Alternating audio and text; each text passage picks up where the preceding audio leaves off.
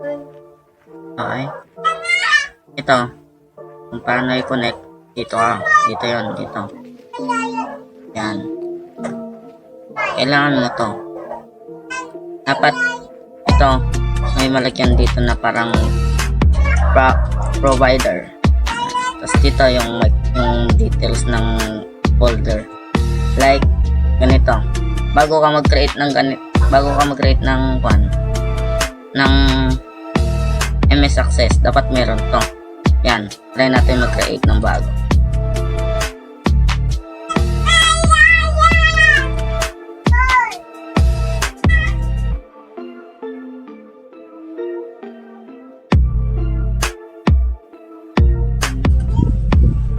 Yan.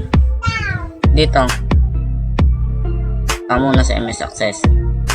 Right click mo tong table. Punta mo dito sa design view. After, pangalanan mo siya ng student or any one. Student. Tapos, itong key na to, alisin mo to. Ito. Alisin mo to. Yan. Dapat wala yan. Tapos, i-type mo to. Username.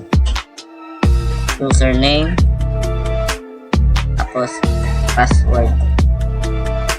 Tapos, user type. Bakit tayo nag-create ng user type? Para ma-identify niya tong kung admin ba siya or user. Admin or user siya. Like ganito. Kaya nag-create si sir ng admin tapos may user. Para kung pupunta itong user doon sa kanyang user. Dito. Pero pag naman admin yung in-input mo, pupunta siya sa admin. Ito. Okay na, no? Tapos, right click mo tong student, save. Tapos, data sheet. Okay? Diyan na tayo mag-input ng pangalan. Kunwari, hi. Tapos, password natin, sir. Tapos, user type natin. Diyan natin ilalagay kung admin or user. Try natin admin. Yan. Tapos dito, Vasco. Yan. Tapos, Mark. Sabihin natin user dito, user. Yan. Refresh natin. Yan. Tapos after nun, diba meron na. Files na tayo. Save na natin. Dito tayo sa 2003. 2022 to 2003. Yan. Dito natin i-save. Yan. Yes. Tapos, kahit saang folder siya nakabilang. Kunwari, pangalanan natin siya ng GG. Yan. GG yung pinangalanan natin doon, no? Then, punta ka ulit sa Access. Ay, sa Visual Basic mo.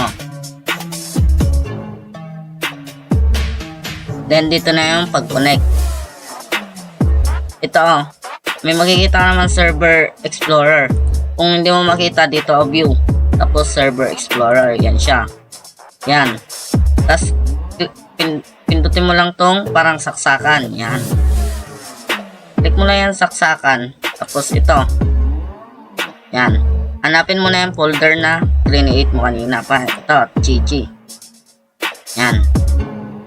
Tapos advance natin. Tingnan natin kung 4.0 ba siya or 12. Pero ang ginagamit dito 4.0. Test connection natin. Okay. Tapos, okay na natin. Yan na siya. Andito na siya, Andito na siya, Refresh natin. Tapos, properties natin para makuha natin yung sagot dito. Try natin. Properties. Tapos, andito lang. Pan mo lang dito, yan, Ito na yung provider. Itong provider, ilalagay mo siya dito sa dito. Pero pag ito naman data source, ilalagay mo siya dito. Para ganito yan, Yan hanggang yan. Lagay natin dito sa gitna. Yan.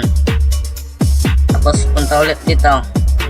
Tapos data source. Copy mo lang tong data source. Lagay mo dito sa pinaka baba. Yan na yun. Kaya try natin mag-login.